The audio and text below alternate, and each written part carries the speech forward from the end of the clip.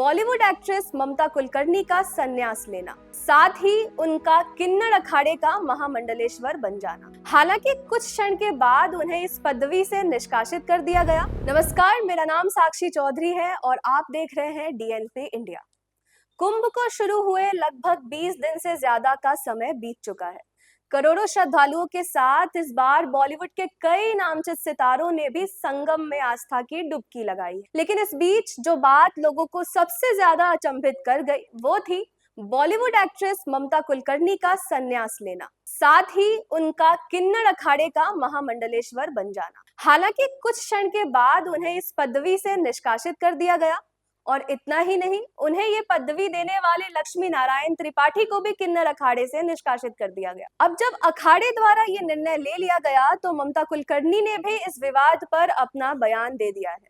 जानकारी के लिए बता दें कि ममता कुलकर्णी को जब किन्नर अखाड़े का महामंडलेश्वर बनाया गया तो इस पर बाबा बागेश्वर यानी कि धीरेंद्र शास्त्री का भी बयान आया था। उन्होंने ममता कुलकर्णी को किन्नर अखाड़े का महामंडलेश्वर बनाए जाने पर सवाल उठाया था। सवाल उठाते हुए पंडित धीरेंद्र शास्त्री ने कहा था कि ममता कुलकर्णी को किस हक से किन्नर अखाड़े का महामंडलेश्वर बनाया गया। साथ ही उन्होंने ये भी कहा कि किसी भी व्यक्ति को किसी भी अखाड़े का महामंडलेश्वर बनने के लिए कम से कम 40 से 50 साल की तपस्या करनी होती है। क्या ममता कुलकर्णी ने वो तपस्या की है? अब धीरेंद्र शास्त्री के इस बयान पर ममता कुलकर्णी का गुस्सा फूट गया। ममता ने पंडित धीरेंद्र शास्त्री को गुस्से में नैपी शास्त्री धीरेंद्र शास्त्री कह दिया और वो यही नहीं रुकी, आगे जो उन्होंने कहा वो हैरान करने वाला था। ममता कुलकर्णी ने कहा कि जितनी उनकी उम्र है, यानी कि जितनी धीरेंद्र शास्त्री की उम्र है, उतनी तो उन्होंने तपस्या की है। मैंने 23 वर्ष घोर तपस्या की है।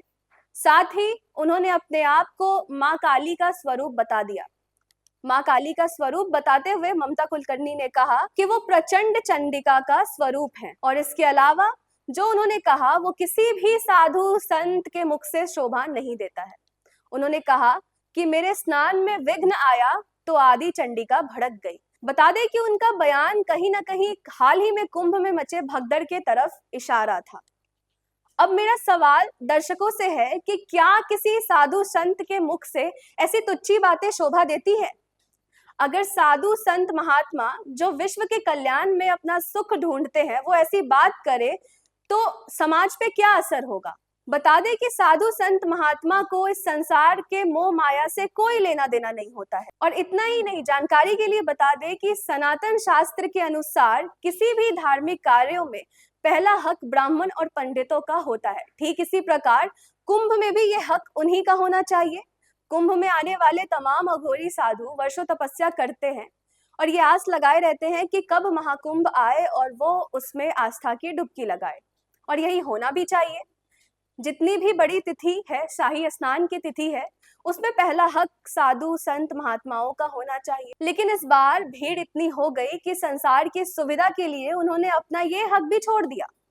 तमाम साधु महात्मा ने कहा कि पहले लोग डुबकी लगा ले फिर हम लगाएंगे। यही तो होता है साधु, जो संसार के सुख के लिए अपना हक भी त्याग दे, जो अपने कल्याण के पहले विश्व के कल्याण के बारे में सोचते हैं। तो फिर किस हक से ममता कुलकर्णी ये कह रही हैं कि वो एक तपस्वी है? एक तरफ खुद को तपस्वी कहती हैं और दूसरी तरफ ये कहती हैं कि मेरे स्नान में विघ्न डाला तो मां चंडिका भड़क गई। साधु महात्मा अपने सुख के लिए लोगों के अहित की बात नहीं करते हैं। आखिरी क्षण तक उनकी बस यही कामना होती है कि मानवता और संसार का कल्याण। तो ममता कुलकर्णी के इस बयान पर आपकी क्या राय है? नीचे कमेंट बॉक्स में जरूर बताइएगा और ऐसी खबरों के लिए जुड़े रहिए डीएनपी इंडिया के साथ।